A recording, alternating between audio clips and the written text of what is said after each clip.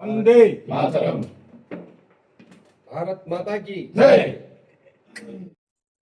ಜಿಲ್ಲೆಯ ಭಾರತೀಯ ಜನತಾ ಪಾರ್ಟಿಯ ಪ್ರಧಾನ ಕಾರ್ಯದರ್ಶಿಗಳು ಆತ್ಮೀಯರಾಗಿರ್ತಕ್ಕಂಥ ಈರಣ್ಣರಾವ್ ಅವರೇ, ಇನ್ನೋರ್ವ ಜಿಲ್ಲೆಯ ಪ್ರಧಾನ ಕಾರ್ಯದರ್ಶಿಗಳು ಆತ್ಮೀಯರಾಗಿರ್ತಕ್ಕಂಥ ಸಾಬು ಮಾಷಾಳ್ ಅವರೇ, ಜಿಲ್ಲಾ ಕಾರ್ಯದರ್ಶಿಗಳು ಆತ್ಮೀಯರಾಗಿರ್ತಕ್ಕಂಥ ಕೃಷ್ಣ ಗುಣಾಳ್ಕರ್ ಅವರೇ,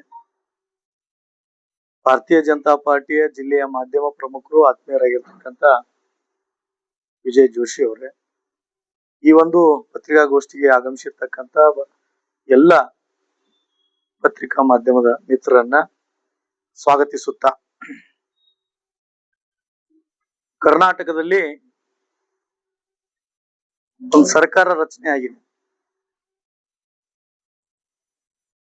ಆ ಸರ್ಕಾರ ರಚನೆ ಮಾಡಿದ ಮುಖ್ಯಮಂತ್ರಿಗಳನ್ನು ಒಳಗೊಂಡಂತೆ ನಾವೊಂದು ಸರ್ಕಾರ ರಚನೆ ಆದ್ರೆ ಒಂದು ಜನರ ವಿಶ್ವಾಸ ಇರ್ತಿತ್ತು. ಹೊಸ ಸರ್ಕಾರ ರಚನೆ ಆಗಿದೆ, ಏನೋ ಆಗತ್ತೆ, ಒಳ್ಳೇದಾಗತ್ತೆ, ಒಬ್ಬ ಹೊಸ ಮುಖ್ಯಮಂತ್ರಿ ಆದ್ಮೇಲೆ ಅವನ ಸಚಿವ ಸಂಪುಟ ಒಳ್ಳೇದಿದೆ, ಚೆನ್ನಾಗಾಗತ್ತೆ ಅನ್ನುವಂತ ಜನರ ಭಾವನೆ, ಒಂದು ವಿಶ್ವಾಸ ಇರ್ತಿತ್ತು. ಆದ್ರೆ ಕಳೆದ 2 ತಿಂಗಳಿಂದ ಈ ರಾಜ್ಯದಲ್ಲಿ ಮುಖ್ಯಮಂತ್ರಿಗಳು ಪ್ರಮಾಣ ವಚನ ಸ್ವೀಕಾರ ಮಾಡಿದ ನಂತರ ಮೊದಲೊಂದು ಸಚಿವ ಸಂಪುಟವನ್ನ ರಚನೆ ಮಾಡಿದ್ರು.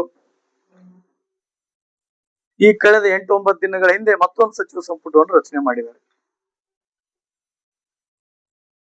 ಕರ್ನಾಟಕ ಇತಿಹಾಸದಲ್ಲಿ, ರಾಜಕಾರಣದಲ್ಲಿ ಎಲ್ಲಾ ಪಾರ್ಟಿಯ ಬಹು ಮುಖ್ಯಮಂತ್ರಿಗಳನ್ನು ನೋಡಿದೀವಿ. ಮುಖ್ಯಮಂತ್ರಿಗಳು ತಮ್ಮ ಸಚಿವ ಸಂಪುಟವನ್ನ ಆಯ್ಕೆ ಮಾಡುವಾಗ ಅಳದು ತೂಗಿ ಯಾರನ್ನ ಆಯ್ಕೆ ಮಾಡ್ಕೋಬೇಕು, ಯಾರನ್ನ ಆಯ್ಕೆ ಮಾಡ್ಕೊಂಡ್ರೆ ಈ ರಾಜ್ಯದ ಜನರಿಗೆ ಒಳ್ಳೇದ್ ಮಾಡ್ಬೋದು, ಹೊಸ ಹೊಸ ವಿಚಾರನ ಇಟ್ಕೊಂಡು ಸರ್ಕಾರವನ್ನು ರಚನೆ ಮಾಡಿ ಮುಖ್ಯಮಂತ್ರಿಗಳ ಪ್ರಮಾಣ ವಚನ ಸ್ವೀಕಾರ ಮಾಡಿದ್ದನ್ನು ನೋಡಿದೀವಿ. ಸಚಿವ ಸಂಪುಟವನ್ನ ರಚನೆ ಮಾಡಿದ್ದನ್ನು ನೋಡಿದ್ವಿ. ಯಾಕೋ ಇವತ್ತಿನ ಮುಖ್ಯಮಂತ್ರಿಗಳು ಅವರ ಸಚಿವ ಸಂಪುಟದಲ್ಲಿ ಹಿಂದೆ ಇದೇ ಸರ್ಕಾರದ ಹಿಂದಿನ ಮುಖ್ಯಮಂತ್ರಿಗಳು ಪರಿಶಿಷ್ಟ ಪಂಗಡದ ಇಲಾಖೆಯಲ್ಲಿ 187 ಕೋಟಿ ಹಗರಣನು ಯಾವ ರೀತಿ ಅದು ತೆಲಂಗಾಣದ ಚುನಾವಣೆಗೋಸ್ಕರ ಅಲ್ಲಿರ್ತಕ್ಕಂಥ ಜ್ಯುವೆಲರಿ ಶಾಪ್ಗಳು, ಅಲ್ಲಿರ್ತಕ್ಕಂಥ ಪೆಟ್ರೋಲ್ ಪಂಪಿನ ಓನರ್ಗಳಿಗೆ ಸರ್ಕಾರದ ಹಣವನ್ನ ವರ್ಗಾವಣೆ ಮಾಡಿ ಭ್ರಷ್ಟಾಚಾರ ನಡೆಸಿ ಅಲ್ಲಿ ಸರ್ಕಾರ ತರುವುದರಲ್ಲಿ ಕರ್ನಾಟಕದ ಹಣವನ್ನ ಬಳಕೆ ಮಾಡಿದ್ದು ಜಗಜ್ಜಾಹಿರ.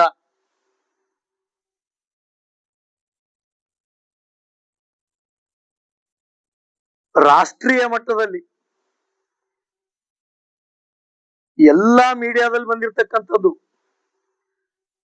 ಆ ಬಿ ನಾಗೇಂದ್ರ ಅಂತಕ್ಕಂಥ ವ್ಯಕ್ತಿಯ ಮೇಲೆ ಇವತ್ತಿಗೂ ಇಡಿ ಕೇಸ್ ನಡೀತಾ ಇದೆ. ಅಂತವರನ್ನ ಸಚಿವ ಸ್ಥಾನವಾಗಿ ಪ್ರಮಾಣ ವಚನ ಸ್ವೀಕಾರ ಮಾಡಿದ್ದಾರೆ. ಇನ್ನೊಬ್ರು ಜಮೀರ್ ಅಹ್ಮದ್ ಖಾನ್ ವಸತಿ ಸಚಿವರಿದ್ರು ಅವಾಗ, ಅವರದೇ ಪಕ್ಷದ BR ಪಾಟೀಲ್ ಅಂತಕ್ಕಂಥ ಶಾಸಕರು ನೇರವಾಗಿ ವಿಡಿಯೋ ಮಾಡಿ ಮಾತಾಡಿರ್ತಕ್ಕಂಥದ್ದನ್ನು ತಾವೆಲ್ಲರೂ ಕಂಡಿದ್ದೀವಿ. ಅವರ ಭ್ರಷ್ಟಾಚಾರವನ್ನು ನೋಡಿದೀವಿ. ಇನ್ನೋರ್ವರು ರಾಷ್ಟ್ರೀಯ ಮಟ್ಟದಲ್ಲಿ ಈಗ ಇರ್ತಕ್ಕಂಥ ನರೇಂದ್ರ ಮೋದಿ ಅವರಿಗೆ, ಬಿಜೆಪಿಗೆ ಬೈದ್ರೆ ನನಗೆ ಸಚಿವ ಸ್ಥಾನ ಕೊಡ್ತಾರಂತ ಹೇಳಿ ವಿಚಾರವನ್ನಿಟ್ಟುಕೊಂಡು ಪ್ರತಿದಿನ ಮೀಡಿಯಾ ಮುಂದೆ ಬಂದು ಇಲ್ಲ ಸಲ್ಲದ ಆರೋಪಗಳನ್ನು ಮಾಡತಕ್ಕಂತ ಕಾರ್ಮಿಕ ಇಲಾಖೆ ಸಂತೋಷ್ ಲಾಡ್, ಕಾರ್ಮಿಕ ಇಲಾಖೆಯಲ್ಲಿ ಏನ್ ಭ್ರಷ್ಟಾಚಾರ ನಡೆದಿದೆ ಅನ್ನೋದನ್ನ ಎಲ್ಲ ಜನ ಜಾಹಿರಾಗಿದೆ, ಎಲ್ಲಾ ಜನರಿಗೆ ಗೊತ್ತಿರ್ತಕ್ಕಂಥ. ಏನ್ ಈ ರಾಜ್ಯದ ಮುಖ್ಯಮಂತ್ರಿಗಳು ಏನ್ ಮಾಡಕ್ ಹೊರಟಿದ್ದೀರಿ?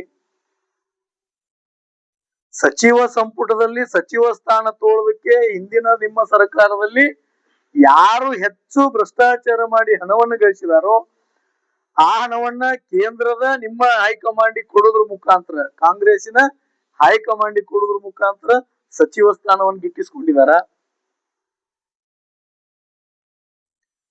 ತಮ್ಮ ಮೇಲೆ ಇಡಿ ಕೇಸ್ ಇದ್ರು ಸಹಿತ ಎಷ್ಟು ಉಡಾಪೆಯಿಂದ ನಾಳೆ ಅವರಿಂದ ಒಬ್ಬ ಭ್ರಷ್ಟಾಚಾರಿ ಮಂತ್ರಿಯಿಂದ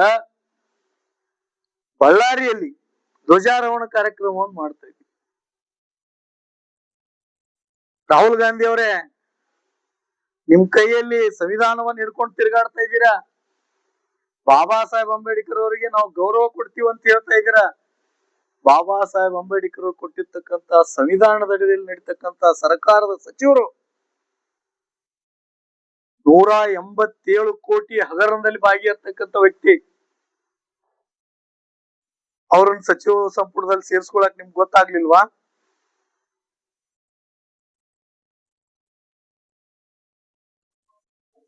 ಮಾನ್ಯ ಮುಖ್ಯಮಂತ್ರಿಗಳು ಇವರೆಲ್ಲರೂ ಸಚಿವರದ್ದು ಒಂದ್ ಕಡೆ ಆದ್ರೆ ಮಾನ್ಯ ಮುಖ್ಯಮಂತ್ರಿಗಳದ್ದು ರಿಯಲ್ ಎಸ್ಟೇಟ್. ಬಿಡದಿ ಒಂದೇ ಟಾರ್ಗೆಟ್. ರಾಜ್ಯದಲ್ಲಿ ಬರ ಇದೆ, ಅದರ ಕಡೆ ಗಮನ ಹರಿಸ್ತಾ ಇಲ್ಲ. ರಾಜ್ಯದಲ್ಲಿ ಶಿಕ್ಷಣ ಕುಂಠಿತವಾಗ್ತಾ ಇದೆ, ಅದರ ಕಡೆ ಯಾವುದೇ ಗಮನವಿಲ್ಲ.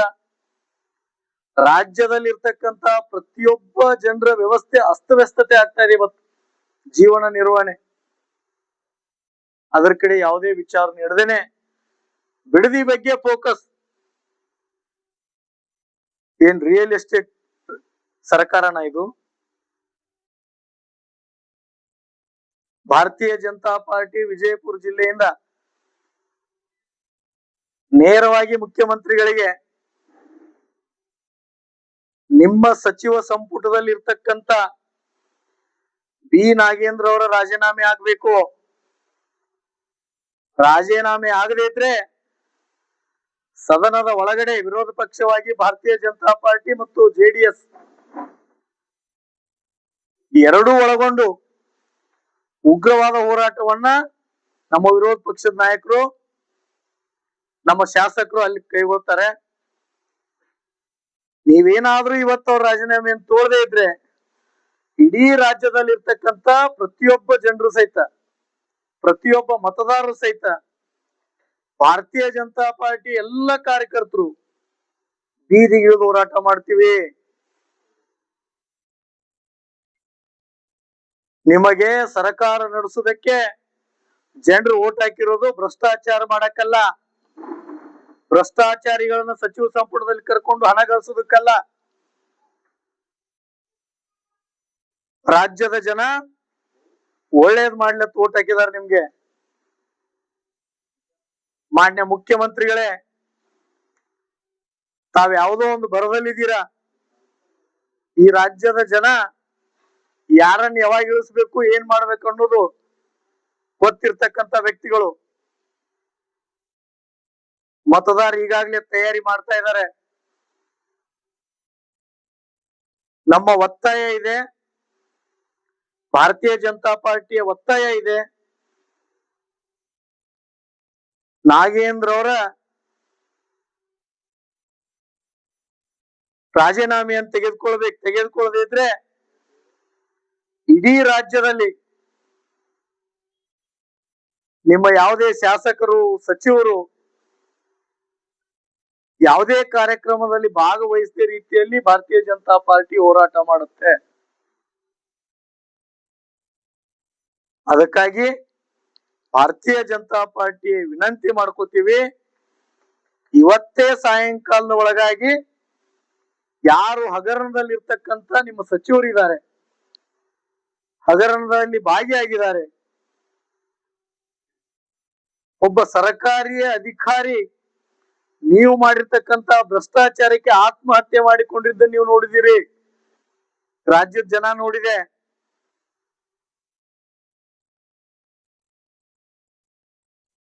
ಇಂಥ ವ್ಯವಸ್ಥೆಯಲ್ಲಿ ಸಹಿತ ಅಂತ ವ್ಯಕ್ತಿಗಳನ್ನ ನೀವು ಸಚಿವ ಸಂಪುಟದಲ್ಲಿ ಸೇರಿಸ್ಕೋತೀರಂದ್ರೆ ಈ ರಾಜ್ಯವನ್ನ ಯಾವ ವ್ಯವಸ್ಥೆ ಕತ್ತೊಂಡು ಹೋಗ್ಬೇಕಂತ ವಿಚಾರ ಮಾಡಿದಿರಿ ನೀವು? ಅದಕ್ಕಾಗಿ ಭಾರತೀಯ ಜನತಾ ಪಾರ್ಟಿಯ ಇಡೀ ರಾಜ್ಯದ ಕಾರ್ಯಕರ್ತರು, ರಾಜ್ಯದ ಜನರು, ರಾಜ್ಯದ ಬಗ್ಗೆ ಚಿಂತನೆ ಮಾಡ್ತಕ್ಕಂತ ಹಿರಿಯರು ನಿಶ್ಚಯ ಮಾಡಿದ್ದಾರೆ.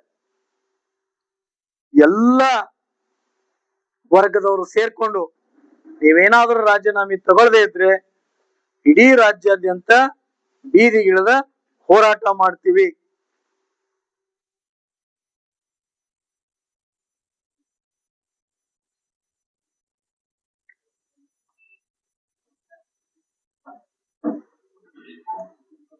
ಯಾವುದೇ ರೀತಿ ಭ್ರಷ್ಟಾಚಾರದ ಕುರಿತಾಗಿ ಯಾವುದು ಇದನ್ನೇ ಇಲ್ಲ. ಇದು ರಾಜಕಾರಣ ಮಾಡ್ತಾ ಇದ್ರೆ ಒಂದು ಇದ್ರ ಮೇಲೆ ಅಂತ ನಾವ್ ಹೇಳೋದಲ್ಲ, ಮಾಧ್ಯಮದಲ್ಲಿ ಅವ್ರು ಏನ್ ಭ್ರಷ್ಟಾಚಾರ ಮಾಡಿದ್ದಾರೆ ಅವ್ರ ಮೇಲೆ 36 ಕೇಸ್ಗಳಿವೆ. ಈಗಾಗಲೇ 36 ಕೇಸ್ಗಳು ನಡೀತಾ ಇದೆ. ಆಮೇಲೆ ಸರ್ಕಾರ ಇಲಾಖೆಯಿಂದ ಹೋಗ್ತಕ್ಕಂತ ಹಣ ಎಲ್ಲಿ ಹೋಗಿದೆ ಅನ್ನೋದು ಪರಿಪೂರ್ಣವಾಗಿ ಇಡಿ ಕೈಯಲ್ಲಿ ಸಿಕ್ಕಿದೆ. ಇಡಿ ಬಹಿರಂಗಪಡಿಸಿದೆ. ಇದಾಗಿಯೂ ಭ್ರಷ್ಟಾಚಾರ ನಡೆದಿಲ್ಲ ಅಂದ್ರೆ ಎಷ್ಟು ಬಂಡತನದಲ್ಲಿದ್ದಾರೆ ಕಾಂಗ್ರೆಸ್ ನಾಯಕರಂತ.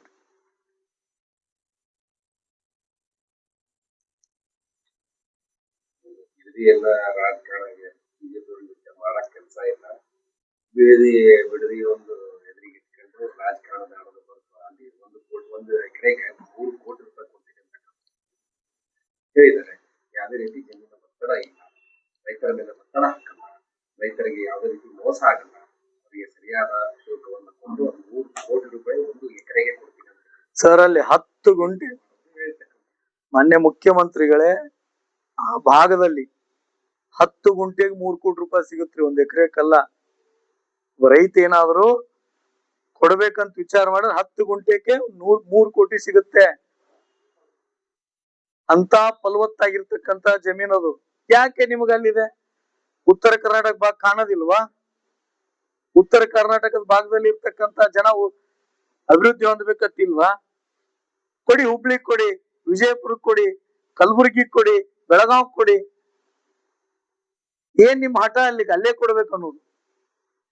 ಈ ಭಾಗದಲ್ಲಿರ್ತಕ್ಕಂತ ವಿದ್ಯಾರ್ಥಿಗಳು ಪ್ರತಿ ವರ್ಷ 10,000ಕ್ಕಿಂತ ಹೆಚ್ಚು ವಿದ್ಯಾರ್ಥಿಗಳು ತಮ್ಮ ಉದ್ಯೋಗ ಹುಡುಕೊಂಡು ಬೆಂಗಳೂರಿಗೆ ಹೋಗ್ತಾರೆ. ಯಾಕೆ? ಸಮಗ್ರವಾಗಿರ್ತಕ್ಕಂತ ರಾಜ್ಯದಲ್ಲಿ ಎಲ್ಲಾ ಕಡೆ ಐಟಿ ತರಕ್ ಆಗ್ತಾ ಇಲ್ವಾ? ನಿಮ್ಗೆ ಇಂಡಸ್ಟ್ರಿಗಳು ಮಾಡಕ್ ಆಗ್ತಾ ಇಲ್ವಾ?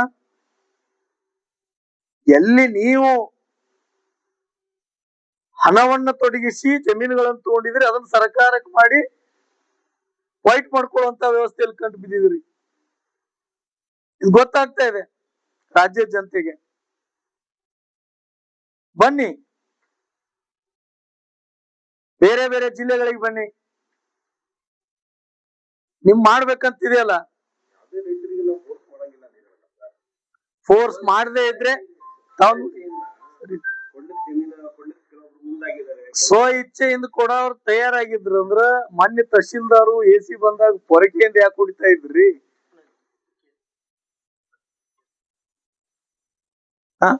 ಸ್ವ ಇಚ್ಛೆಯಿಂದ ರೈತರು ಕೊಡ್ತಿದ್ರು ಅಂದ್ರ ಮೊನ್ನೆ ಇವ್ರು ದಬ್ಬಾಳಿಕೆ ಮಾಡಿ ಹೋಗಿರ್ತಕ್ಕಂತ ಅಧಿಕಾರಿಗಳಿಗೆ ಪೊರಕೆ ಸೇವೆ ಯಾಕೆ ಆಗ್ತಾ ಇತ್ತು? ಇಷ್ಟೊತ್ತಿಗೆ ಆಗ್ಲೇ ಅವಾಗ ಏನಾದ್ರು ಅವ್ರು ಸಕ್ಸಸ್ ಆಗಿದ್ರು ಅಂದ್ರ ಅಧಿಕಾರಿಗಳಿಂದ ಇವ್ರು ನಡೆಸ್ತಿದ್ರು. ಆದ್ರೆ ಈಗೇನಾದ್ರು ಇವ್ರು ಹೋದ್ರ ಜನ ಅಲ್ಲಿ ಪರಕೆ ಸೇವೆ ಇವ್ರಿಗೂ ಮಾಡಕ್ ತಯಾರಿದಾರ. ಈಗ ಆ ಮಟ್ಟಕ್ಕೆ ಬಿಡದಿಯಲ್ಲಿ ಇರ್ತಕ್ಕಂತ ಜನ ತಯಾರಾಗಿದೆ. ಹೇಳ್ತಾರೆ ಇಲ್ಲಿ ಡ್ರಾಮಾ ನಡೆಸಿದ್ದಾರೆ ವಿಜಯೇಂದ್ರ ಅವರು, ಅಲ್ಲಿ ಯಾವುದೇ ರೀತಿ ಹೋರಾಟ ಸಕ್ಸಸ್ ಆಗೋದಿಲ್ಲ. ಇವತ್ತು ಇವರೆಲ್ಲ ಧಾರ್ಮಿಕರು ಮಾತಾಡ್ತಾರೆ, ನಾವು ಹೋರಾಟ ಮಾಡ್ತೀವಿ ಅನ್ನೋದು ಮಾತಾಡಿದ್ದಾರೆ. ಭಾರತೀಯ ಜನತಾ ಪಾರ್ಟಿಯ ರಾಜ್ಯಾಧ್ಯಕ್ಷರು ಹಿಂದೆ ಸನ್ಮಾನ್ಯ ಸಿದ್ದರಾಮಯ್ಯನವರು ಯಾವ ನಿವೇಶನದ ಬಗ್ಗೆ ಗೊತ್ತಾದಾಗ ಇಡೀ ಭಾರತೀಯ ಜನತಾ ಪಾರ್ಟಿ ಬೆಂಗಳೂರಿನಿಂದ ಮೈಸೂರುವರೆಗೆ ಪಾದಯಾತ್ರೆಯನ್ನು ಮಾಡಿದ್ ನೋಡಿದಿರಿ. ಆ ಹೋರಾಟದ ಫಲವಾಗಿ ಅದೇ ಸಿದ್ದರಾಮಯ್ಯನವರು ಸರ್ಕಾರಕ್ಕೆ ರಿಟರ್ನ್ ಅದನ್ನ ಮಾಡಿದ್ದು ನಿವೇಶನ ಅಂತ ತಾವೆಲ್ಲರೂ ಕಂಡಿದ್ದೀರಿ. ಇವತ್ತು ಭಾರತೀಯ ಜನತಾ ಪಾರ್ಟಿ ಎಲ್ಲ ಜಿಲ್ಲೆಗಳಲ್ಲಿ ಕಾಂಗ್ರೆಸ್ವನ್ನ ಸಮರ್ಥವಾಗಿ ಎದುರಿಸುವ ರೀತಿಯಲ್ಲಿ ಹೋರಾಟಗಳನ್ನು ರೂಪಿಸಿ ಹೋರಾಟವನ್ನು ಮಾಡ್ತಾ ಇದೀವಿ. ಕಾಂಪ್ರಮೈಸ್ ಆಗಿದ್ದಾರೆ ವಿಜೇಂದ್ರ ಅವರು, ಡಿ ಕೆ ಶಿ ಅವರು ಆಂತರಿಕವಾಗಿ ಒಳ ಒಪ್ಪಂದ ಮಾಡ್ಕೊಂಡಿದ್ರೆ ನನ್ನ ನೋಟಕ್ಕೆ ಡ್ರಾಮಾ ಇದೆ ನಡೀತಾ ಇದೆ. ಭಾರತೀಯ ಜನತಾ ಪಾರ್ಟಿ ಕಟ್ಟಿರೋದೇ ಒಂದು ತತ್ವ ಸಿದ್ಧಾಂತ, ಈ ದೇಶಕ್ಕೆ ಯಾವ ರೀತಿ ಸರ್ಕಾರಗಳ ಬೇಕನ್ನುವಂತ ವಿಚಾರದಲ್ಲಿ. ಕಾಂಗ್ರೆಸ್ಸಿನ ವಿಚಾರಕ್ಕೂ ನಮ್ಮ ವಿಚಾರಕ್ಕೂ ಬಹಳ ವ್ಯತ್ಯಾಸವಿದೆ. ಒಂದು ವ್ಯಕ್ತಿ, ಒಂದು ರಾಜ್ಯದ ಒಂದು ರಾಷ್ಟ್ರೀಯ ಪಕ್ಷ ತನ್ನ ತತ್ವ ಸಿದ್ಧಾಂತವನ್ನು ಇಟ್ಟುಕೊಂಡು ಕಾರ್ಯನಿರ್ವಹಣೆ ಮಾಡುವಾಗ 2 MP ಇಂದ 303 MP ತರುವವರೆಗೆ ಹೋರಾಟ ಮಾಡಿದೀವಿ ಅವ್ರ ವಿರುದ್ಧ ಅಂದ್ರೆ ನಮಗ ಅವ್ರಿಗೆ ಯಾವತ್ತೂ ಹೊಂದಾಣಿಕೆ ಆಗಕ್ ಸಾಧ್ಯ ಇಲ್ಲ. ಭಾರತೀಯ ಜನತಾ ಪಾರ್ಟಿಯ ಸಿದ್ಧಾಂತನೇ ಆ ರೀತಿ ಇದೆ.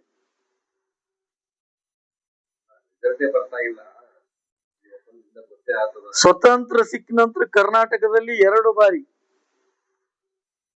ನಮ್ಮದೇ ಭಾರತೀಯ ಜನತಾ ಪಾರ್ಟಿ ಸರ್ಕಾರವನ್ನು ಮಾಡಿದೀವಿ. ಒಂದ್ಸಾರಿ JDS ಜೊತೆ ಸೇರ್ಕೊಂಡು ಸರ್ಕಾರ ಮಾಡಿದೀವಿ. ಅದು ರಿಸಲ್ಟ್ ಅಲ್ಲ ಸರ್. 100ಕ್ಕೆ 100 ಈ ಹೋರಾಟ ಕರ್ನಾಟಕದ ರಾಜಕೀಯ ಇತಿಹಾಸದಲ್ಲಿ ಹೊಸ ಆಯಾಮವನ್ನು ನೀಡ್ತದೆ. 2028ಕ್ಕೆ ಈ ಹೋರಾಟದ ಫಲಿತಾಂಶವನ್ನ ಈ ರಾಜ್ಯದ ಜನ ಎಲ್ರು ನೋಡ್ತೀವಿ. ಹೋರಾಟದ ಲಾಭ ಅನ್ನೋಕ್ಕಿಂತ ಜನರಿಗೆ ಕೊಡಿಸ್ತಕ್ಕಂತ, ಅವರಿಗೆ ಬೇಕಾಗಿರ್ತಕ್ಕಂತ ವ್ಯವಸ್ಥೆಗಳಿಗೆ ಜನರ ಒಳ್ಳೇದಕ್ಕೋಸ್ಕರ ಹೋರಾಟ ಮಾಡಿ ಅವಾಗ ರಾಜ್ಯದ ಜನ ತಾನೇ ನಿರ್ಣಯ ಮಾಡ್ತಾರೆ. ಯಾವತ್ತಿದ್ರು ಮತದಾರರು ರಾಜ್ಯದ ಅಭಿವೃದ್ಧಿ, ರಾಜ್ಯದಲ್ಲಿ ಇರ್ತಕ್ಕಂತ ಜನರಿಗೆ ಒಳ್ಳೇದಾಗುದಿತ್ತಂದ್ರೆ 100ಕ್ಕೆ 100 ಅವ್ರ ಪರವಾಗಿ ನಿತ್ಯ ನಿಲ್ತಾರೆ. ನಾಯಕ ಶಾಸಕರು ಅವರು ಹೇಳ್ತಾ ಇದ್ದಾರೆ ಒಪ್ಪಂದ ಇದೆ ಅನ್ನೋದು ಒಳಗಿನ ರಾಜಕಾರಣದ ವಿಚಾರವನ್ನ ಹೇಳಿದ್ರೆ ಮತ್ತೆ ನಿನ್ನೆ ಒಂದು ವಿಷಯವನ್ನ ದೊಡ್ಡ ವ್ಯಕ್ತಿ ಹೇಳ್ತಾ ಇದಾರೆ ಅಂತಂದ್ರೆ ಗೇಮಿಂಗ್ ನಡೀತಾ ಇದೆ ನೋಡಿ. ಭಾರತೀಯ ಜನತಾ ಪಾರ್ಟಿಯಲ್ಲಿ ಇರ್ತಕ್ಕಂತ ಪ್ರತಿಯೊಬ್ಬ ನಾಯಕರು, ಜಿಲ್ಲೆಯಲ್ಲಿ ನಾಯಕರು ಇರ್ಬೋದು, ಕ್ಷೇತ್ರದಲ್ಲಿ ಇರ್ತಕ್ಕಂತ ನಾಯಕರು ಇರ್ಬೋದು, ರಾಜ್ಯ ಮಟ್ಟದಲ್ಲಿ ಇರ್ತಕ್ಕಂತ ನಾಯಕರು ಇರ್ಬೋದು, ಭಾರತೀಯ ಜನತಾ ಪಾರ್ಟಿ ತತ್ವ ಸಿದ್ಧಾಂತದಡಿಯಲ್ಲೇ ಕಾರ್ಯನಿರ್ವಹಣೆ ಮಾಡ್ತಾ ಇದೀವಿ. ಯಾವುದೇ ರೀತಿಯಾದಂತ ನಮ್ಮ ಸಿದ್ಧಾಂತವನ್ನು ಬಿಟ್ಟು ನಾವ್ ಯಾವತ್ತೂ ಹೊರಗಡೆ ಹೋಗೋದಿಲ್ಲ. ಆಗ್ತಾ ಇದೆ ಅವ್ರು ಹೇಳಿದ್ರು ವಿಷಯ ಅರ್ಥ ಮಾಡ್ಕೊಳ್ಳಿ. ಈಗ ನಡೀತಕ್ಕಂತ ಒಳ ಒಪ್ಪಂದ ಕಾರಣದಿಂದಾಗಿ ಬಿಡದಿ ಹೋರಾಟ ಇಲ್ಲಿವರೆಗೆ ಸಕ್ಸಸ್ ಆಗಿಲ್ಲ. ಈಗಾಗಲೇ ಎಲ್ಲೋ ಒಂದ್ ಕಡೆ ವಿಜೇಂದ್ರ ಅವರು ಒಪ್ಪಂದ ಮಾಡ್ಕೊಂಡಿದ್ದಾರೆ. ಇಲ್ಲ, ಮುತ್ಸದಿ ರಾಜಕಾರಣಿ ನಿಮ್ಮ ಪಕ್ಷದವರೇ ಮಾಜಿ ಪಕ್ಷದ ಶಾಸಕರು ಹೇಳ್ತಾರೆ ನೋಡಿ. ಈಗ ನಡೀತಕ್ಕಂತ ಹೋರಾಟವನ್ನ ನಮ್ಮ ವಿರೋಧ ಪಕ್ಷದ ನಾಯಕರಾಗಿರ್ತಕ್ಕಂತ ಆರ್ ಅಶೋಕ್ ಅವರು ಭಾರತೀಯ ಜನತಾ ಪಾರ್ಟಿ ಪರವಾಗಿ ಲೀಡ್ ಮಾಡ್ತಾ ಇದ್ದಾರೆ. ಸನ್ಮಾನ್ಯ ಕುಮಾರಸ್ವಾಮಿ ಅವ್ರ ಜೊತೆ ಕುಂತ್ಕೊಂಡು ಸಮಗ್ರವಾಗಿ ಚರ್ಚೆ ಮಾಡಿ ಅವರ ಹೋರಾಟದಲ್ಲಿ ಭಾಗಿಯಾಗಿ ಕಾರ್ಯನಿರ್ವಹಣೆ ಮಾಡ್ತಾ ಇದ್ದಾರೆ. ಇಡೀ ಕರ್ನಾಟಕದಲ್ಲಿ ಇರ್ತಕ್ಕಂತ ಎಲ್ಲ ಭಾರತೀಯ ಡಿ ಕೆ ಶಿವಕುಮಾರ್ ಏನು ಯೋಚನೆ ಮಾಡಿ ಪರಿಶಿಷ್ಟ ಪಂಗಡದ ಶಾಸಕರನ್ನ ಸಚಿವರನ್ನಾಗಿ ಮಾಡ್ಬೇಕಂತಕ್ಕಂತ ದೃಷ್ಟಿಕೋನ ಇಟ್ಕೊಂಡು ಕ್ಯಾಬಿನೆಟ್ ಅನ್ನು ರಚನೆ ಮಾಡಿದ್ದಾರೆ. ಈ ಒಂದು ಕ್ಯಾಬಿನೆಟ್ ಅಲ್ಲಿ ಒತ್ತಕ ಬಿ ನಾಗೇಂದ್ರ ಅವ್ರನ್ನ ಏನಪ್ಪಾ ಅಂತಂದ್ರೆ ಸಚಿವರನ್ನಾಗಿ ಅವ್ರು ನೇಮಕ ಮಾಡಿದ್ದಾರೆ ಅಂತ ಹೇಳಿ ನಾನೊಂದು ಪ್ರಶ್ನೆ ಕೇಳ್ತಾ ಇದ್ದೀನಿ ಮಾನ್ಯ ಮುಖ್ಯಮಂತ್ರಿಗಳೇ. ಇಡೀ ಪರಿಶಿಷ್ಟ ಪಂಗಡ ವರ್ಗದಲ್ಲಿ ಬಿ ನಾಗೇಂದ್ರನ್ ಬಿಟ್ರೆ ಬೇರೆ ಯಾರು ಪರಿಶಿಷ್ಟ ಪಂಗಡ ವ್ಯಕ್ತಿಗಳಿಗೆ ಯಾರು ಕಣ್ಣಿಗೆ ಸಿಗ್ಲಿಲ್ವಾ? ಈಗಾಗಲೇ ಅವ್ರ ಮೇಲೆ ಆರೋಪ ಸಾಬೀತಾಗಿದೆ. ವಾಲ್ಮೀಕಿ ಹಗರಣದಲ್ಲಿ ಏನಪ್ಪಾ ಅಂತಂದ್ರೆ ಭ್ರಷ್ಟಾಚಾರ ಆಗಿದ್ದಾರೆ, ಇಡಿ ಅವ್ರನ್ನ ಬಂಧಿಸಿದೆ, ಅವ್ರಿಗೆ ಮನ್ಮನ್ ಏನಪ್ಪಾ ಅಂತಂದ್ರೆ ಜಾಮೀನ್ ಅವ್ರಿಗೆ ಏನಪ್ಪಾ ಅಂತಂದ್ರೆ ಮಂಜೂರಾತಿ ಕೊಟ್ಟಿದ್ರು. ಅದೇನಪ್ಪಾ ಅಂದ್ರೆ ದೇಶ ಬಿಟ್ಟು ಹೋಗಂಗಿಲ್ಲ ಅಂತಕ್ಕಂಥದ್ದು ಏನಪ್ಪಾ ಅಂತಂದ್ರೆ ಆಗಿದೆ.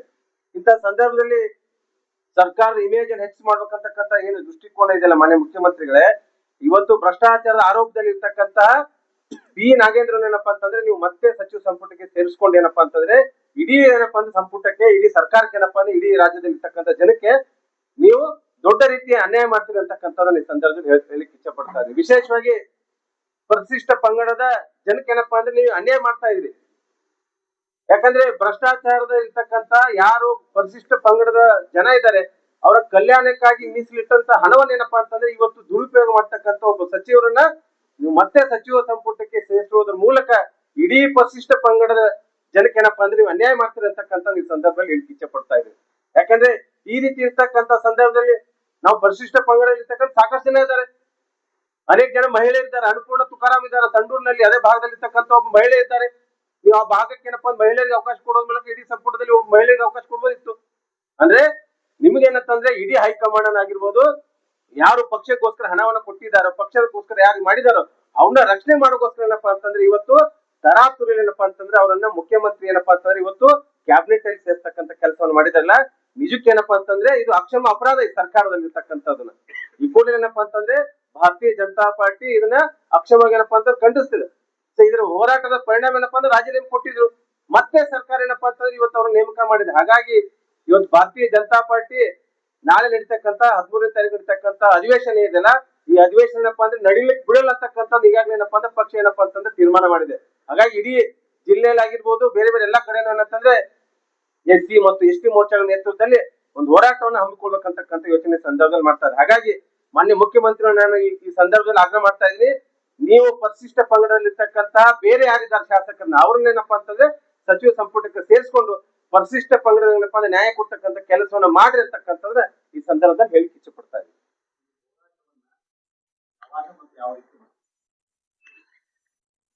ಈಗಾಗಲೇ ಈ ಒಂದು ಹೋರಾಟದ ಸಂಬಂಧಪಟ್ಟಾಗೆ ಪಕ್ಷ ಏನಪ್ಪಾ ಅಂತಂದ್ರೆ ತೀರ್ಮಾನ ತೆಗೆದು ಯಾವುದೇ ಕಾರಣಕ್ಕೂ ಸದನವನ್ನ ನಾವು ನಡಿಲಿಕ್ಕೆ ಬಿಡಲ್ಲ ಅಂತಕ್ಕಂಥದ್ರ ನಮ್ಮ ರಾಜ್ಯಾಧ್ಯಕ್ಷ ಏನಪ್ಪಾ ಅಂತಂದ್ರೆ ಈಗಾಗಲೇ ಏನಪ್ಪಾ ಅಂತಂದ್ರೆ ಪಕ್ಷದ ಶಾಸಕರ ಮಧ್ಯೆ ಏನಪ್ಪಾ ಚರ್ಚೆ ಆಗಿದೆ. ಹಾಗಾಗಿ ಒಂದು ವೇಳೆ ಏನಾದ್ರೂ ಈ ಒಂದು ನಿರ್ಣಯವನ್ನ ಮಾಡಲಿಲ್ಲ ಅಂತಂದ್ರೆ ಪಕ್ಷ ನಮ್ಮ ಏನ್ ರಾಜ್ಯದ ಮುಖಂಡರು ಏನ್ ತೀರ್ಮಾನ ತಗೊಳ್ತಾರೆ ಅದೇ ರೀತಿ ಏನಪ್ಪಾ ಅಂತಂದ್ರೆ ಎಲ್ಲಾ ಜಿಲ್ಲೆ ಏನಪ್ಪಾ ಅಂತಂದ್ರೆ ಅದ್ರ ನೇತೃತ್ವದಲ್ಲಿ ಹೋರಾಟ ಮಾಡ್ಲಿಕ್ಕೆ ನಾವು ತಯಾರಿರ್ತಕ್ಕಂಥ ಸಂದರ್ಭದಲ್ಲಿ ಹೇಳ್ತಾ ಇಲ್ಲ. ಮಿತ್ರರನ್ನ ಇನ್ನೊಮ್ಮೆ ಸ್ವಾಗತಿಸುತ್ತಾ ಎಲ್ಲ ಪತ್ರಿಕಾ ಗೋಷ್ಠಿಯಲ್ಲಿ ಉಪಸ್ಥಿತರಿರ್ತಕ್ಕಂಥ ಎಲ್ಲ ನಮ್ಮ ಪಕ್ಷದ ಮುಖಂಡರೆ, 2023ರಲ್ಲಿ ಈ ರಾಜ್ಯದಲ್ಲಿ ಏನು ಕಾಂಗ್ರೆಸ್ ಸರ್ಕಾರ ಅಧಿಕಾರಕ್ಕೆ ಬಂದ ಮೇಲೆ ನಿರಂತರವಾಗಿ ಪರಿಶಿಷ್ಟ ಜಾತಿ ಮತ್ತು ಪರಿಶಿಷ್ಟ ಪಂಗಡ ಹಿಂದುಳಿದ ಸಮುದಾಯಗಳ ಮೇಲೆ ನಿರಂತರ ಏನಿವರು ಅನ್ಯಾಯ ಮಾಡುತ್ತಾ ಬಂದಿದ್ದಾರೆ. ಉದಾಹರಣೆಗಂದ್ರೆ 2024, 25, 23, 24ರಲ್ಲಿ SCP TSP ಯೋಜನೆಯ ಸುಮಾರು 41,000 ಅಧಿಕ ಹಣವನ್ನು ಇವರು ಬೇರೆ ಯೋಜನೆಗೆ ಡೈವರ್ಟ್ ಮಾಡಿದ್ದು ಆಗಿರ್ಬೋದು. ಮತ್ತು 2024, 25ರಲ್ಲಿ ಏನು ಅಣ್ಣವ್ರು ಹೇಳೋದಾಗೆ ವಾಲ್ಮೀಕಿ ನಿಗಮದಲ್ಲಿ 187 ಕೋಟಿಯಷ್ಟು ಅನುದಾನವನ್ನ ಭ್ರಷ್ಟಾಚಾರ ಮಾಡಿರ್ತಕ್ಕಂಥ ಏನು ಮಂತ್ರಿ ಅದ ನಾಗೇಂದ್ರ ಅನ್ನುವಂಥವರನ್ನ ಅವತ್ತಿನ ದಿನ ಭಾರತೀಯ ಜನತಾ ಪಕ್ಷದ ಹೋರಾಟ ಮಾಡಿದ ಒಂದು ಇದ್ರ ಸಲುವಾಗಿ ಅವರನ್ನ ಸಚಿವ ಸಂಪುಟದಿಂದ ಕೈ ಬಿಟ್ರು. ಆದ್ರೆ ಈಗ ಮತ್ತೆ ನಾಗೇಂದ್ರನವರನ್ನ ಏನು ಸಚಿವ ಸಂಪುಟಕ್ಕೆ ತಗೊಂಡಿದ್ದಾರೆ, ಆ ವಿಷಯದ ಕುರಿತು ಇವತ್ತು ಪತ್ರಿಕಾಗೋಷ್ಠಿಯನ್ನ ವಿವರವಾಗಿ ನಮ್ಮ ವಿವೇಕಣ್ಣವ್ರು ಹೇಳಿದ್ದಾರೆ. ನಾವ್ ಹೇಳೋದಿಷ್ಟೇ, ವಿಧಾನಸೌಧ ಅಧಿವೇಶನದಲ್ಲೇ ಮಾನ್ಯ ಅಂದಿನ ಮುಖ್ಯಮಂತ್ರಿ ಆಗಿರ್ತಕ್ಕಂಥ ಸಿದ್ದರಾಮಯ್ಯನವರೇನೆ ಹೇಳಿದ್ದಾರೆ, ಇಲ್ಲ ಅದು 187 ಕೋಟಿಯಷ್ಟು ಭ್ರಷ್ಟಾಚಾರ ಆಗಿಲ್ಲ, ಅದು ಬರೇ 89 ಕೋಟಿಯಷ್ಟು ಆಗಿದೆ ಅಂತ ಹೇಳಿ ಮಾನ್ಯ ಅವತ್ತಿನ ಮುಖ್ಯಮಂತ್ರಿಗಳನ್ನೇ ಅದನ್ನು ಒಪ್ಪಿಕೊಂಡಿದ್ದಾರೆ. ಅವತ್ತಿನ ಮುಖ್ಯಮಂತ್ರಿಗಳು ಒಪ್ಪಿಕೊಂಡಿದ್ರು ಸಹಿತ ಇವತ್ತಿನ ದಿನ ಮತ್ತೆ ನಾಗೇಂದ್ರ ಅವರನ್ನ ನೀವು ಸಂಪುಟಕ್ಕೆ ಸೇರಿಸ್ಕೊಂಡಿದ್ದಾರೆ ಅಂದ್ರೆ ನಾವು ಹೇಳಕ್ ಇಚ್ಛೆ ಪಡ್ತೀವಿ, ನಮ್ಮೆಲ್ಲ ರಾಜ್ಯದ ಜನರಿಗೆ ಇದನ್ನ ಏನ್ ಸಂಶಯ ಬರ್ತದಪ್ಪ ಅಂದ್ರೆ ಆ ಒಂದು ಭ್ರಷ್ಟಾಚಾರದಲ್ಲಿ ಸಂಪೂರ್ಣ ಅಂದಿನ ಮುಖ್ಯಮಂತ್ರಿಗಳು, ಅಂದಿನ ಉಪಮುಖ್ಯಮಂತ್ರಿ, ಇಂದಿನ ಮುಖ್ಯಮಂತ್ರಿಗಳು ಒಳಗೊಂಡಂತೆ ಇಡೀ ಸರ್ಕಾರ ಇವತ್ತಿನ ಆ ಹಗರಣದಲ್ಲಿ ಭಾಗಿಯಾಗಿದೆ. ಇನ್ನು ನಾಗೇಂದ್ರಗೆ ಏನಾದ್ರೂ ಸಂಪುಟದಲ್ಲಿ ನೀವು ತಗದೇ ಹೋಗಿದ್ರೆ ಅವ ಇಡೀ ನೀವು ಮಾಡಿರ್ತಕ್ಕಂಥ ಎಲ್ಲಾ ವಿಚಾರಗಳನ್ನ ಸಮಾಜಕ್ಕೆ ಹೇಳತ್ತಂತೇಳಿ ನಾಗೇಂದ್ರ ಅವರು ಬ್ಲಾಕ್ ಮೇಲ್ ಮಾಡಿದ ಪರಿಣಾಮವಾಗಿ ನೀವು ನಾಗೇಂದ್ರ ಅವರನ್ನ ಮತ್ತೆ ಸಂಪುಟಕ್ಕೆ ಸೇರಿಸ್ಕೊಂಡಿದ್ದೀರಿ. ಹೀಗಾಗಿ ಇದು ಏನ ವ್ಯವಸ್ಥೆ ಅದಲ್ಲ ಎಲ್ಲದಕ್ಕೂ ಇಡೀ ಸರ್ಕಾರ ಹೊಣೆ ಅದ. ಹೀಗಾಗಿ ಮಾನ್ಯ ಹಿಂದಿನ ಮುಖ್ಯಮಂತ್ರಿ ಆಗಿರ್ತಕ್ಕಂಥ ಸಿದ್ದರಾಮಯ್ಯನವರನ್ನೇ ಇದನ್ನು ಒಪ್ಪಿಕೊಂಡಿರೋದ್ರಿಂದ ಮಾನ್ಯ ನಾಗೇಂದ್ರ ಅವ್ರು ಏನಿದಾರ ಅವರನ್ನ ಕೈ ಬಿಡ್ಬೇಕು. ಸಂಪುಟದಿಂದ ಒಂದು ವೇಳೆ ಅವರನ್ನ ಕೈ ಬಿಡದೆ ಹೋಗಿದ್ದಲ್ಲಿ ಈಗ ಅಣ್ಣವ್ರು ಹೇಳಿದ ಪ್ರಕಾರ ಇಡೀ ಭಾರತೀಯ ಜನತಾ ಪಾರ್ಟಿ ನಮ್ಮ ರಾಜ್ಯಾಧ್ಯಕ್ಷ ವಿಜೇಂದ್ರ ಅವರಾಗಿರ್ಬೋದು, ಎಸ್ ಟಿ ಮೋರ್ಚಾ ರಾಜ್ಯಾಧ್ಯಕ್ಷ ಬಂಗಾರ ಹನುಮಂತ ಅವರ ಒಂದು ಆದೇಶದ ಮೇರೆಗೆ ನೇತೃತ್ವದಲ್ಲಿ ಇಡೀ ರಾಜ್ಯಾದ್ಯಂತ ನಮ್ಮ ವಿಜಯಪುರ ಜಿಲ್ಲೆಯೂ ಸಹಿತ SC ST ಮತ್ತು OBC ಸಮುದಾಯವನ್ನ ಕೂಡಿ ಅವರ ರಾಜೀನಾಮೆ ಕೊಡುವವರೆಗೂ ನಾವು ಉಗ್ರವಾದ ಹೋರಾಟ ಮಾಡ್ತೀವಿ. ಒಂದು ವೇಳೆ ರಾಜೀನಾಮೆ ಕೊಡದೇ ಇದ್ರೆ ಉಗ್ರವಾಗಿ ಹೋರಾಟ ಮಾಡ್ತೀವಿ, ಅವ್ರು ಕೊಡೋತನ ನಾವು ಬಿಡೋದಿಲ್ಲ ಅನ್ನುವಂತ ಮಾತನ್ನ ಈ ಸಂದರ್ಭದಲ್ಲಿ ನಾವು ಹೇಳಕ್ಕೆ ಇಚ್ಛೆ ಮಾಡಿದಾರೆ ಅಂತ ಹೇಳ್ತಾ ಇದ್ರಲ್ಲ, ಏನದು ಬ್ಲಾಕ್ ಮೇಲ್? ಅಲ್ಲ ಸರ್, ಅವ್ರ ಮೇಲೆ ಇವತ್ತಿನ ದಿನ ಅವ್ರ ಆರೋಪ ಅದಾರ, ಹೌದ್ರಿ. ಈಗ ಅವರೆಲ್ಲ ಇದ್ರು ಸಹಿತ ನೀವು ಹೊಳ್ಳಿ ಹಾಕಿ ಸಂಪುಟಕ್ಕೆ ತಗೊಂಡ್ರಿ, ಅವ್ರಿಗೆ ಕ್ಲೀನ್ ಚಿಟ್ ಸಿಕ್ಕಿದೆ. ನೀವೇನ್ ಮಾಡಿದ್ರಿ? ಸರ್ಕಾರ ಇದ್ದಾಗ CID ಅಂತೇಳಿ ತಂಡನ ರಚನೆ ಮಾಡಿ ಅವ್ರನ್ನ ಕ್ಲೀನ್ ಚಿಟ್ ಕೊಟ್ರಿ. ಭಾರತೀಯ ಜನತಾ ಪಾರ್ಟಿ ಇಡೀ ರಾಜ್ಯಾದ್ಯಂತ ಉಗ್ರ ಹೋರಾಟ ಮಾಡಿದಾಗ ಅವರನ್ನ ED ಅವರು ಬಂಧನ ಮಾಡಿದ್ರು. ಇನ್ನ ಅವರು ಅದರಿಂದ ಮುಕ್ತ ಆಗಿಲ್ಲ ಅಂದಾಗ ಮತ್ತೆ ಸಿದ್ದರಾಮಯ್ಯನವರೇ ಒಪ್ಕೊಂಡಿದಾರ 80 ಇಲ್ಲ, ಅದು 187 ಕೋಟಿ ಅಲ್ಲ, 80 ಅಂದ್ರೆ ನಾವು ಇಟ್ಟು ತಿಂದಿಲ್ಲ, ಇಟ್ಟೆ ತಿಂದಿದೀವಿ ಅನ್ನುವಂತ ಮಾತನ್ನ ಅವರೇ ಒಪ್ಕೊಂಡಿದ್ದಾರೆ. ಅಷ್ಟು ಒಪ್ಕೊಂಡ್ರು ಸಹಿತ ನೀವು ಮತ್ತೆ ಅವ್ರಿಗೆ ತೋತಿದ್ರೆ ಅವ್ರ ನಿಮ್ಮ ಮೇಲೆ ಬ್ಲಾಕ್ ಮೇಲ್ ಮಾಡಿದ್ದಾರೆ. ಏನು ವಿಷಯ black mail? Sir, black mail ಯಾವ ವಿಚಾರದಲ್ಲಿ ಬ್ಲಾಕ್ ಹಾ ನೋಡಿ ಸರ್, ಈಗ ಅದೇನು ಭ್ರಷ್ಟಾಚಾರ ಆಗಿದೆ ಆ ಸಂದರ್ಭದಲ್ಲಿ ಅದರ ಎಲ್ಲರಿಗೂ ಅದರ ಪಾಲ. ಕಾಂಗ್ರೆಸ್ಸಿನ ಅಣ್ಣವ್ರು ಹೇಳಿದಾಗೆ ತೆಲಂಗಾಣ ಚುನಾವಣೆ ಆಗಿರ್ಬೋದು, ಬಳ್ಳಾರಿಯ ಲೋಕಸಭೆ ಚುನಾವಣೆಯಲ್ಲಿ ಆ ದುಡ್ಡು ತಂದು ಬಳಸಿದ್ದಾರೆ. ಹೀಗಾಗಿ ಅದನ್ನೆಲ್ಲ ಅವ್ರು ಹೊರಗೆ ಹಾಕ್ತಿದ್ದಾರೆ. ನಾಗೇಂದ್ರ, ಒಂದು ವೇಳೆ ನಮ್ಮನ್ನ ನೀವು ಸಚಿವ ಸಂಪುಟದ ಒಳಗೆ ತಗೊಳ್ಳಿಲ್ಲ ಅಂದ್ರೆ ಇದು ನಾ ಒಬ್ಬನೇ ಇವತ್ತಿನ ದಿನ ಹೊತ್ತು ನಾ ರಾಜೀನಾಮೆ ಕೊಟ್ಟಿದ್ದೀನಿ, ನಿಮ್ಮೆಲ್ಲರನ್ನ ಬಂಡವಾಳ ಹೊರಗೆ ಹಾಕ್ತೀನಿ ಅಂದ್ರೆ ಅಂಜೂರು ಒಳಗೆ. ಹೌದು ಸರ್, ಇಲ್ಲ ಮಾಡಿ